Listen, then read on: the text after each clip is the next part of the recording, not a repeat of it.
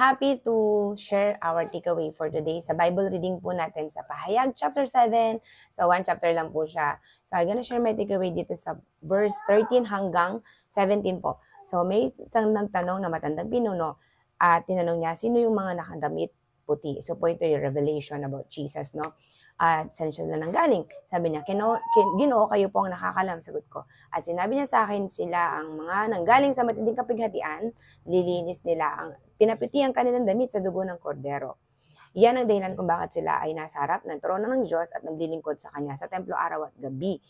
At ang nakupo sa trono ang siyang nakukupko sa kanila. Hindi na sila magugutom, ni mahuhaw man. Hindi na rin sila mabibilad sa araw, ni mapapaso ng anumang matinding init. Sapagkat ang korderong nasa gitna ng trono ang magiging pastol nila. Siya ang gagabay sa kanila sa mga bukal ng tubig na nagbibigay buhay at papahiran ng Diyos ang bawat luha sa kanilang mga mata.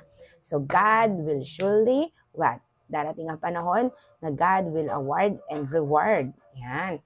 Those nagpagal. So sabi niya, because we stay on our faith and we stay faithful to God and we fight the good fight of faith. So our life and true life is serving the Lord. So ang ating buhay dito at yung magiging buhay natin na ipinangako ng Panginoon sa atin, sa mga sasampalataya kay Jesus bilang ating tagapagligtas, ay maglingkod sa Diyos. That's it.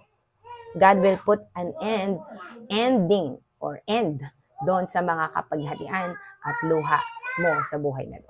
So that's our takeaway for today. God bless po, and I hope na share po na nagkaroon po tayo ng inspiration and also na bless po tayo for our takeaway for today. God bless you, and I encourage you to continue to read and meditate the Word of God in your life. God bless po.